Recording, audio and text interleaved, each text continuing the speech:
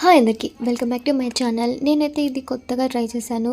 ఎందుకు అనంటే నాకు డిఫరెంట్గా చేయాలనిపించింది.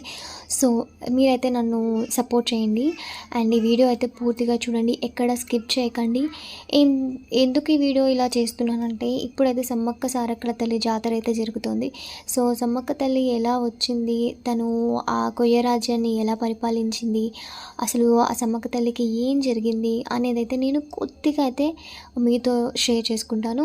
సో మీరైతే ఈ వీడియోని పూర్తిగా చూడండి, ఎక్కడ స్కిప్ చేయొద్దు. అండ్ ఇప్పుడు మ్యాటర్లోకి వచ్చేస్తే సమ్మక్క తల్లి ఎలా పుట్టింది అనేది అయితే ఇప్పుడు చెప్తాను. ఇది 13th సెంచరీలో జరిగిందనమాట కొయ్య రాజ్యంలో. ఆ కొయ్య రాజ్యంలో వాళ్ళకి తినడానికి ఏది దొరకలేదు. ఆ కొయ్య రాజ్యానికి రాజు కొంతమంది భటులతో కలిసి ఏదైనా తినడానికి దొరుకుతుందని చెప్పేసి వెళ్ళాడనమాట. సో అక్కడ వెళ్ళినప్పుడు ఏం జరిగింది అంటే, సో సారీ భటులు అన్నాను, భటులు కాదు, కొంతమంది గిరిజనులు ఉంటారు కదా, వాళ్ళతో పాటు ఆ కొయ్య దొర అయితే వెళ్ళాడు. సో వెళ్ళినప్పుడు అక్కడ పులులు కనిపించాయి అనమాట. ఆ పులుల మధ్యలో సమ్మక్క తల్లి ఉంది అంట. ఒక చిన్న పిల్లగా సమ్మక్క తల్లి అక్కడ ఉంటే ఆ సమ్మక్క తల్లి చుట్టూ కాపాడడానికి అండ్ పులులు చుట్టూ ఉన్నాయన్నమాట. సో మెల్లిగా ఆ రాజు వాళ్ళైతే వెళ్ళారు. అక్కడికి వెళ్ళి ఆ సమ్మక్క తల్లిని చేతిలోకి తీసుకొని, తనకి అప్పటికే పిల్లలు లేరు. సో పిల్లలు లేకపోయేసరికి ఆ కొయ్య ద్వారా ఆ సమ్మక్క తల్లిని దత్తత తీసుకొని తనే పెంచుకుంటూ ఉన్నాడనమాట సమ్మక్క తల్లిని.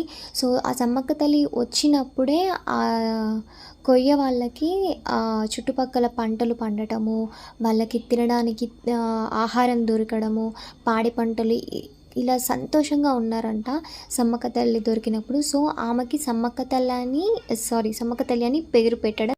ఇలా క్రమంగా సమ్మక్క తల్లి పెరుగుతూ ఉంటే ఆ చుట్టుపక్కల కూడా గ్రామాలన్నీ సుఖ సంతోషాలతో సందడిగా ఉండలేదంట.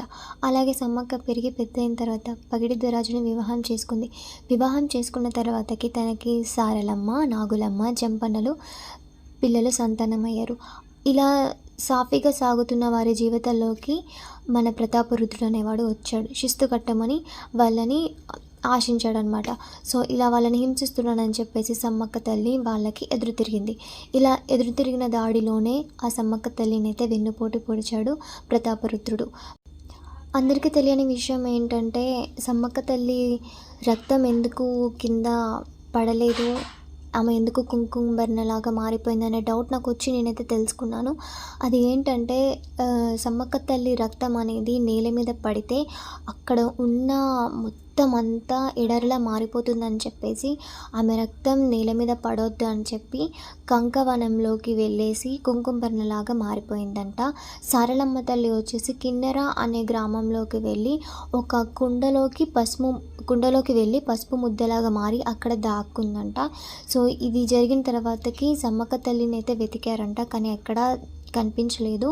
అండ్ తను ప్రతాపరుద్రుడికి కలలో కనిపించి, నేను ఇక్కడ చిలకల గుట్టలో కంకవనంలో కుంకుమ బర్ణలాగా మారి ఉన్నాను, సారలమ్మ ఒక కుండలో పసుపు ముద్దగా మారింది, మమ్మల్ని బయటికి తీసి మాకు జాతర జరిపించు అనేసి ప్రతాపరుద్రుడికి చెప్పి ఇక జాతర విషయానికి వచ్చేస్తే, ఈ మేడారం జాతరని తెలంగాణ ప్రభుత్వం 2014లో రాష్ట్ర పండుగగా గుర్తించారు. అప్పుడు ఉమ్మడి రాజ్యంగా ఉండేది కాబట్టి ఉమ్మడి ఆంధ్రప్రదేశ్లో 1996లో రాష్ట్ర పండుగగా అప్పటి ప్రభుత్వం గుర్తించింది. ములుగు జిల్లా తాడ్వాయి మండలానికి చెందిన మేడారం గ్రామంలో జరిగే ఒకే ఒక గిరిజన జాతర మన ఈ మేడారం జాతర. అప్పట్లో 1955 వరకు దాదాపు 2000 మంది ప్రజలు మాత్రమే ఈ మేడారం జాతరకి వచ్చేవారు. 2000 మంది ప్రజలతోటి మొదలై ఇప్పుడు కొన్ని కోట్ల మంది భక్తులతోటైతే మన మేడారం జాతర ఎంతో అంగరంగ వైభవంగా జరుగుతుంది. ఒకప్పుడు మేడారం సమ్మక్క తల్లి అంటే ఎవరికో తెలియదు, కానీ ఇప్పుడు మేడారం జాతర గురించి ప్రపంచం మొత్తం వ్యాప్తి చెందింది. ఈ మన 4 రాష్ట్రాల నుంచి వచ్చి మన సమ్మక్క తల్లిని అయితే దర్శనం చేసుకుంటారు. అది మన సమ్మక్క తల్లికి ఉన్న మహత్యం. మన మేడారం జాతరలో ఏ మొక్కు కోరుకున్నా ఆ తల్లి నెరవేరుస్తుందని అందరు ప్రజలైతే విశ్వసిస్తారనమాట. ఇకపోతే ఈ తల్లికి మాఘమాసంలో జాతర జరిపిస్తారు. ఎందుకు జరిపిస్తారంటే ఆమెకి మాఘమాసం అంటే ఇష్టమంట. కాబట్టి నాకు మాఘమాసంలోనే నాకు జాతర జరిపించాలని. ఎందుకు మరి 2 ఇయర్స్‌కి ఒకసారి జాతర జరిపించాలి? ఇయర్‌కి జరుపుకోవచ్చు అంటే నాకు ఇయర్‌కి చేస్తే వచ్చే భక్తుల సంఖ్య సరిపోదు. కాబట్టి నాకు 2 సంవత్సరాలకు ఒకసారి నా జాతర జరిపించండి అని తన తండ్రి అయిన శివుడికి వరం కోరుకుందంట. అందుకని ఆ శివుడు వరం ఇచ్చాడంట. 2 సంవత్సరాలకు ఒకసారి నీకు అతిపెద్ద సంఖ్యలో భక్తులు నీ దగ్గరికి వచ్చి నీ దర్శనం చేసుకుంటారని, నువ్వు మొక్కిన మొక్కులని తీరుస్తావని, వాళ్ళ కొంగు బంగారమై నువ్వు వాళ్ళ అందరి కోరికలు నెరవేరుస్తామని చెప్పాడంట శివయ్య.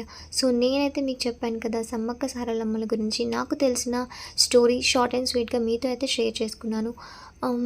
ఏదైనా చెప్తే మిస్టేక్ ఉంటే మాత్రం సారీ, ఏదైనా మిస్టేక్ ఉంటే మాత్రం చెప్పండి. ఇది నాకు తెలిసిన స్టోరీ షార్ట్ అండ్ స్వీట్గా సమ్మక్క సారక్కల తల్లి మీకు వీడియోలో చూపిస్తున్నట్టుగా మేము మేడారం వెళ్తూనే ఆ వీడియోస్ అయితే తీసానమాట. సో మేడారంలో అక్కడ కనిపించే ఇల్లులు ఉన్నాయి కదా, నేను స్టార్టింగ్ అయితే వెళ్ళినప్పుడు మొత్తం మట్టి ఇల్లులే ఉంటాయి. ఆ మట్టి ఇల్లులో మొత్తం ముగ్గు వేసుకొని ఉండేవన్నమాట. చాలా అద్భుతంగా ఉండేవి. కానీ కొంతమంది ఆ మట్టి ఇల్లులకి కవర్ కప్పేసుకున్నారు. సో కనిపించలేదు అలాంటివేమీ. సో వాళ్ళకైతే అక్కడ ఎంత దూరం వెళ్ళాలన్నా నడుచుకుంటూనే వెళ్తారు. అక్కడ మొత్తం ఫారెస్టే ఉంటుంది, ఏది ఉండదు. అయినా కానీ వాళ్ళు ధైర్యంగా ఉంటున్నారనమాట. సో మేడారం జాతరకి మన తెలంగాణ స్టేట్లోనే కాకుండా మధ్యప్రదేశ్ వేరే స్టేట్స్ వాళ్ళు కూడా వస్తారనమాట. జంపన్న వాగులో మీరు చూసుకుంటే కూడా చాలామంది క్రౌడ్ అయితే ఉంది. ఇది సమ్మక్క సారలమ్మ జాతర. సో ఇంకా మంచి మంచి వీడియోస్ నేను చేసి మీ ముందుకైతే వస్తాను. ఈ వీడియో నచ్చినట్టయితే లైక్ చేయండి, షేర్ చేయండి, సబ్స్క్రైబ్ చేయండి. Please support me and thank you for watching.